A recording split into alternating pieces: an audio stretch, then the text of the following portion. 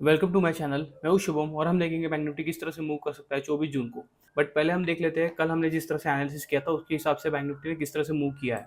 तो कल मैंने आपको बताया था कि हमें डाउन साइड के हिसाब से देखना है। मैं ज़्यादा कॉन्फिडेंस नहीं हूँ अपसाइड के लिए।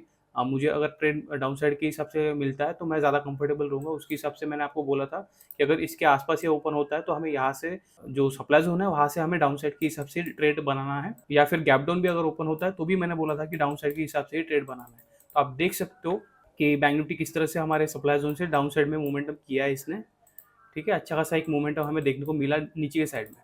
अभी देखो, अगर कोई कंटिन्यूसली अगर वीडियो देख रहा होगा तो उसको समझ में आ रहा होगा कि सप्लाई एंड डिमांड किस तरह से वर्क करता है। आप यहीं पर नहीं, मैंने आपको ये सप्लाई एंड डिमांड बहुत दिनों से दिखा के रखा है। ठीक है, ये वाला मैं करंटली ड्रॉ किया था, मैंने यहाँ पर आप देख सकते हो जो करंट हाई था उसको मैंने एज अ सप्लाई ड्रॉ किया था, क्योंकि वही हमारे लिए हाई था। उसके ऊपर फिर 52,000 का एक राउंड नंबर आ रहा था। ठीक है, तो इसके वजह से मैंने यहाँ पर ही एक सप्लाई जोन ड्रॉ करके रखा था। आप देख सकते हो आज इसने इसी सप्लाई जोन से डाउन साइड में मोमेंटम किया। ठीक है, बट ये ड्रॉ करने से पहले मैंने ये ड्रॉ करके रखा था। ठीक है, जब यहाँ पर ब्रेक हुआ था तो यहाँ पर मैंने एक डिमांड जोन भी ड्रॉ करके रखा था। अब देख सकते हो डिमांड जोन से भी इसने किस तरह से रिएक्ट किया, डिमांड जोन से ही अपसाइड में मोमेंटम किया। तो अभी भी अगर आपको ऐसे लग रहा होगा कि नहीं इतने ईजी से नहीं होता मार्केट में, अगर आपको इंट्राडे में काम करना है तो आप ज़्यादा कॉम्प्लिकेट कर नहीं सकते और इतना ईजी ही होता है। ज़्यादा कॉम्प्लिकेट करोगे तो आप ट्रेड ही नहीं पकड़ पाओगे। ठीक है, अगर आप ज़्यादा इंडिकेटर लगाओगे, डिफरेंट डिफरेंट तरीके ढूंढोगे तो होता नहीं है वो। बहुत सिंपल इस पे काम करना पड़ता है, उसी के हिसाब से आपको माइंडसेट में आता है कि किस तरह से ट्रेड बनाना है। मैं इतना सिंपल तरीके से आपको बता रहा हूँ, इतने दिनों से आपको बता रहा हूँ, कंटिन्यूसली उसी हिसाब से काम कर रहा है। यूट्यूब पे मैंने रील भी डाले हैं कि प्रीवियसली मैंने जो बताया नेक्स्ट दिन भी उसी के हिसाब से काम किया है। आप पिछले वीडियो जाकर भी देख सकते हो कि किस तरह से वो कंटिन्यूसली काम कर रहा है। मैं आपको कंटिन्यूसली दिखा रहा हूँ कि इस तरह से मैं ट्रेड बना रहा हूँ, इस तरह से यहाँ पर एक बुकिंग आ रही है, प्रॉफिट बुकिंग मैं यहाँ पर कर रहा हूँ। ठीक है, मैं आपको कंटिन्यूसली दिखा रहा हूँ। बट अगर आपका डिफरेंट तरीका है ट्रेड करने का तो आप कर सकते हो। बस मैं आपको पहले ही दिन एनालिसिस बता रहा हूँ, उसके हिसाब से मार्केट वर्क करता है। बट आपको ट्रेड पकड़ना भी आना चाहिए कि ट्रेड कहाँ से पकड़े। ठीक है, अभी सप्लाई से आया। ठीक है, अभी अगर आप देखोगे तो सप्लाई से नीचे के साइड में आया, बट मैंने ट्रेड यहाँ पर नहीं बनाया, मैंने ट्रेड यहाँ पर बनाया। उसके पीछे का रीज़न था क्योंकि यहाँ पर मुझे कन्फर्मेशन दिख रहा था। ठीक है, ये ट्रेड लेने के लिए अपॉर्चुनिटी दिख रही थी, इसलिए मैंने यहाँ पर ट्रेड बनाया। डायरेक्टली यहाँ पर सप्लाई से मैंने ट्रेड बनाया नहीं। ठीक है, तो इस तरह से आपको देखना पड़ता है। यहाँ पर भी हमें अच्छा खासा ट्रेड मिल गया, अपसाइड में मूवमेंट यहाँ से मिला निकला यहाँ पर, क्योंकि हो सकता था कि यहाँ से फिर थोड़ा सा रिट्रेसमेंट लेने के बाद में अपसाइड में फिर से मूवमेंट करे, बट यहाँ पर मुझे निकलना पड़ा क्योंकि ऑलमोस्ट ऑलमोस्ट नीचे के साइड में आ गया था और थोड़ा सा जो प्रॉफिट है वो वैनिश हो गया था, कम कम हो गया था। इस तरह से पकड़ सकते हो, इसलिए फिर मैंने यहाँ पर निकाल दिया और यहाँ से फिर अच्छा खासा डाउन साइड में फिर से मूवमेंट आया। बट ये मूवमेंट हमें पकड़ने नहीं मिला, क्योंकि आप देख सकते हो कि यहाँ पर अपसाइड में मूवमेंटम किया, उसके बाद में नीचे के साइड में मूवमेंटम दिया, तो वो फिर से अपसाइड में गया, वो हमारी गारंटी रहती नहीं, क्योंकि फर्स्ट टाइम ये डिमांड जोन से अपसाइड में मूवमेंटम किया, इसमें हमें कॉन्फिडेंस ज़्यादा आएगा ना कि इसमें। ठीक है, और यहाँ पर कुछ दिखाई भी नहीं दे रहा था, यहाँ पर मुझे एक अच्छा खासा अपॉर्चुनिटी मिल रहा था। तो अब मैं आपको यहाँ पर एक्सप्लेन कर देता हूँ कि यहाँ पर मैंने क्यों ट्रेड बनाया। ठीक है, पहले तो हमारा कंफर्मेशन था कि सप्लाई से ही हमें ट्रेड बनाना है। ठीक है, सप्लाई से हमें फर्स्ट प्रायोरिटी रहती है हमारी कि डाउन साइड के हिसाब से ट्रेड बनाना है। ठीक है, डायरेक्टली ओपनिंग हुआ, गैप ओपन हुआ, यहाँ से एक अच्छा खासा रेड कैंडल बना है, बट यहाँ पर एक सपोर्ट मिल सकता था इसको पिछले दिन के हिसाब से, यहाँ पर एक सपोर्ट मिल सकता था और यहाँ पर एक रिएक्शन भी दिखा है इसने, यहाँ तक आया और फिर से एक ग्रीन कैंडल यहाँ पर बनाया इसने। उसके बाद में जब ये सपोर्ट को ब्रेक करने लगा तब मैंने यहाँ पर एंट्री बनाई। ठीक है, और यहाँ से देख सकते हो अच्छा खासा मुझे पॉइंट मिल गया, यहाँ तक मैं रुका था, क्योंकि ऑप्शन सेलिंग के हिसाब से हम करते तो इतना डरने की बात नहीं थी, प्रीमियम भी अच्छा खासा मिल रहा था और मैंने यहाँ पर बुक कर लिया। ठीक है, ये कैंडल नहीं बुक किया मैंने, यही कैंडल पे बुक कर लिया, क्योंकि ये ऑलमोस्ट हमारे डिमांड जोन पे टच हो चुका था और उससे ज़्यादा मुझे कुछ चाहिए नहीं था, क्योंकि ऑलमोस्ट 300 पॉइंट के हिसाब से मूवमेंट मुझे मिल गया था यहाँ पर ही। ठीक है, तो ये अच्छा खासा मूवमेंट था और इसके नीचे अगर ब्रेक करता तो यहाँ पर सस्टेन करने के बाद में अगर ब्रेक करता तो फिर मैं फिर से ट्रेड बनाता। बट यहाँ पर हमारा डिमांड जोन है तो डिमांड जोन पे प्रायोरिटी रहती है कि हमें बुक करना है प्रॉफिट, क्योंकि यहाँ से मोमेंटम मिल रहा है कंटिन्यूसली। यहाँ से इस सप्लाई से ये अच्छा खासा डाउन साइड में मोमेंटम कर रहा था, तो एक रिट्रेसमेंट तो बनता ही था, उसके हिसाब से फिर मैंने यहाँ पर निकाल दिया और यहाँ से फिर से हमें एक अच्छा खासा ट्रेड मिल गया। बट ये थोड़ा प्रॉफिट कम हुआ क्योंकि इस जगह पर मुझे निकलना पड़ा, ये जब फिर से ब्रेक हो गया यहाँ पर कैंडल तो यहाँ पर निकलना पड़ा और ये हम तो पकड़ ही नहीं पाए क्योंकि यहाँ पर कुछ कंडीशन ही नहीं थी। तो इस हिसाब से सिंपल वे पे आप ट्रेड कर सकते हो, बस आपको ट्रेड पकड़ना आना चाहिए। ठीक है, कल देखो मैंने आपको 20 तारीख के एनालिसिस के हिसाब से भी बताया था, मैंने 19 जून को भी आपको बता दिया था कि यहाँ से हमें डाउन साइड के लिए अवॉइड करना है, अपसाइड के हिसाब से देखना है। ठीक है, तो ये गैप ओपन हुआ, गैप ओपन होने के बाद में नीचे के साइड में आया और हमारे डिमांड जोन से ही हमें अपसाइड का एक मूवमेंट हमें मिल गया। यहाँ से मैं आपको अब दिखा देता हूँ। ठीक है, इस जगह से मैंने ट्रेड बनाया था अपसाइड के हिसाब से, जब ये कैंडल थोड़ा निकलने लगी यहाँ पर तो इसके ऊपर मैंने एक ट्रेड बना लिया और यहाँ से हमें मूवमेंट मिल गया था। ठीक है, तो सिंपल वैसे ट्रेड किया मैंने, डिमांड जोन से अपसाइड में एक ट्रेड लिया। आप डिमांड जोन सप्लाई जोन आपको कंफ्यूज हो रहा होगा, तो ये सपोर्ट एंड रेजिस्टेंस ही पकड़ के चलो, ठीक है। ये सपोर्ट है और ये रेजिस्टेंस है, ठीक है। तो सपोर्ट एंड रेजिस्टेंस के हिसाब से आप पकड़ के चलो। मैं डिमांड और सप्लाई बोलते रहता हूँ, उसके हिसाब से आपको कंफ्यूज हो रहा होगा तो ठीक है, उसके हिसाब से मैं बता दूंगा। बट इतना सिंपल इससे ही ट्रेड करना पड़ता है, तब वो अच्छा खासा हमें कंफर्मेशन देता है, ठीक है। नेकेड चार्ट पर अगर आप देखोगे तो नेकेड चार्ट पर आपको कुछ समझ में आएगा नहीं, बट अगर ये होता है, सप्लाई एंड डिमांड हम ड्रॉ करके रखते हैं, ठीक है, सपोर्ट एंड रेजिस्टेंस हम ड्रॉ करके रखते हैं, थोड़ा सा हमें ईजी हो जाता है ट्रेड पकड़ने के लिए, ठीक है, ट्रेड में एंट्री बनाने के लिए, और कंफर्मेशन ज़्यादा रहता है, उसी हिसाब से थोड़ा कॉन्फिडेंस भी ज़्यादा रहता है। मैंने आपको बताया कि अगर अपसाइड में निकलता है तो मुझे कॉन्फिडेंस आएगा नहीं, क्योंकि ये ऑल टाइम हाई पे बैठा है, और ऑल टाइम हाई पे फिर से अपसाइड में मोमेंटम लेने के लिए कोई फ़ायदा होगा नहीं, क्योंकि हमारे पास फिर कोई भी सप्लाई है नहीं या कोई भी रेजिस्टेंस है नहीं, राउंड नंबर के अलावा हमारे पास कोई भी है नहीं डिफरेंट रेजिस्टेंस वगैरह। तो इसलिए थोड़ा कॉन्फिडेंस मुझे अपसाइड के हिसाब से नहीं आ रहा था, इसलिए मैंने आपको बोला था कि डाउन साइड में मुझे अच्छा खासा कॉन्फिडेंस है।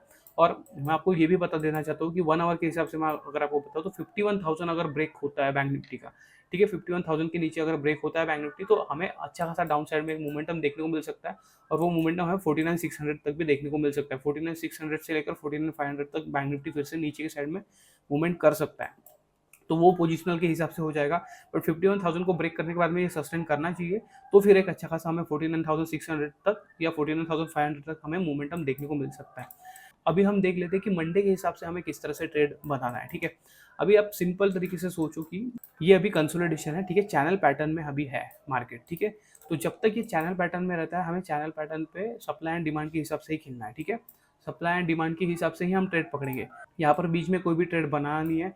जब तक ये बीच में रहेगा हम कोई भी ट्रेड करेंगे नहीं, ठीक है, क्योंकि कहीं से भी नीचे के साइड में आ सकता है, कहीं से भी अप साइड में मूवमेंट कर सकता है, तो बीच में हमें कहीं पर भी एंट्री बनाना नहीं है। एक तो इसे सप्लाई के पास आने देना है या फिर डिमांड के पास आने देना है, उसके हिसाब से हमें सोचना है, ठीक है।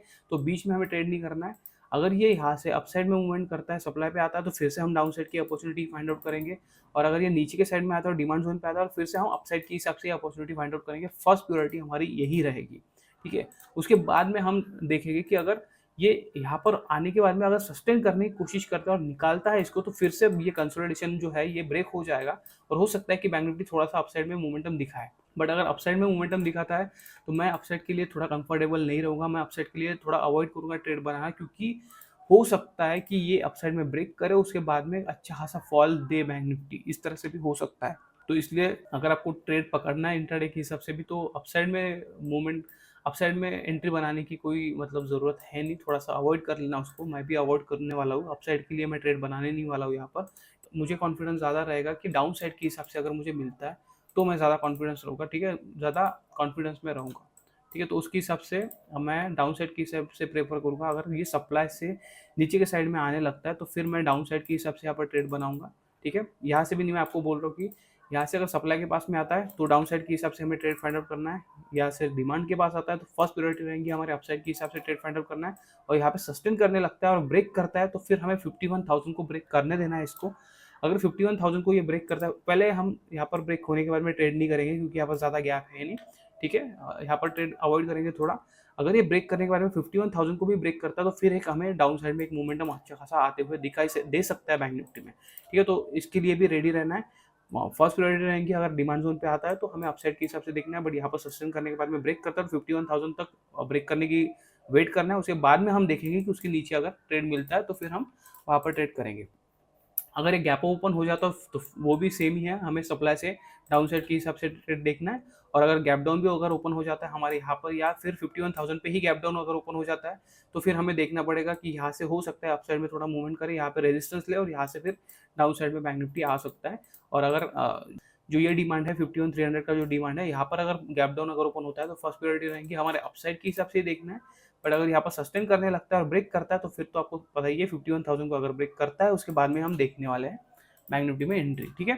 तो सिंपल से एनालिसिस है, मैं ज़्यादा कॉम्प्लिकेट करने नहीं वाला हूँ। अगर आपको पिछले एनालिसिस वीडियो जाकर देखना तो आप देख सकते हो कि किस तरह से मैंने एनालिसिस किया है और किस तरह से उस दिन उसने वर्क किया है। मैंने रील भी डाल के रखी है, शॉर्ट भी डाल के रखी है, क्योंकि देखो आपको बहुत सारे जनों को मैंने देखा है, पैसा देख के ही वो वीडियो को ओपन करेंगे, ठीक है, रील देखेंगे, उससे कुछ आपको सीखने को नहीं मिलने वाला है, उनसे उनके पैसे से आपको कुछ भी सीखने को नहीं मिलने वाला है। जहाँ से सीखने को मिल रहा है वहाँ पे सीखो, ठीक है, पैसा देख के मत आओ।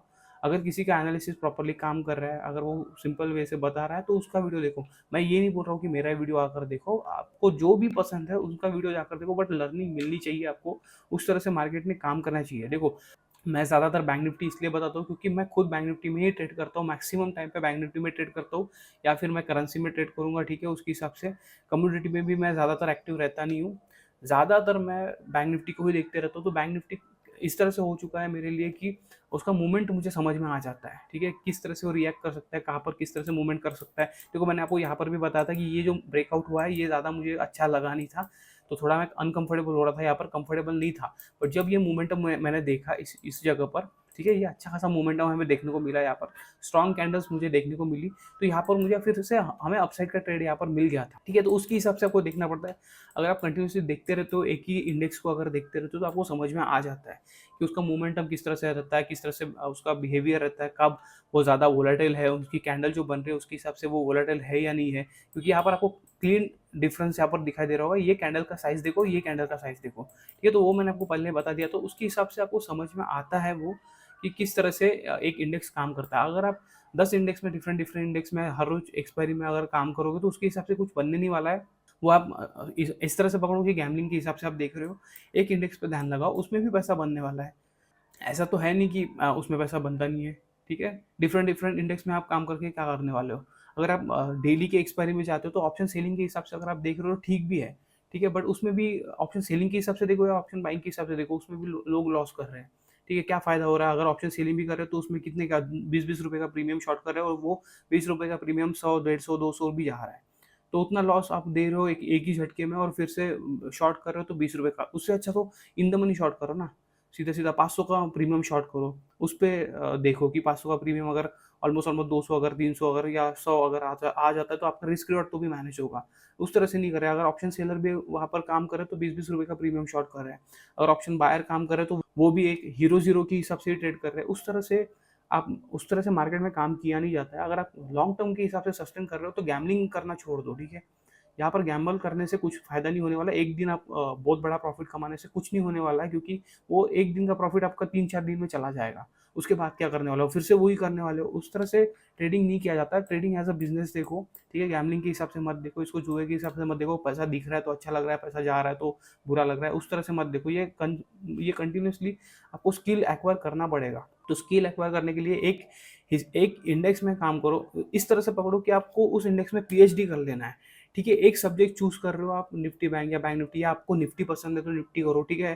फिर निफ्टी करना है, फिर निफ्टी करो। ये जो बाकी के इंडेक्स आए ये अभी अभी आया है, उसको थोड़ा मैच्योर होने दो, उसके बाद में देखना है, ठीक है।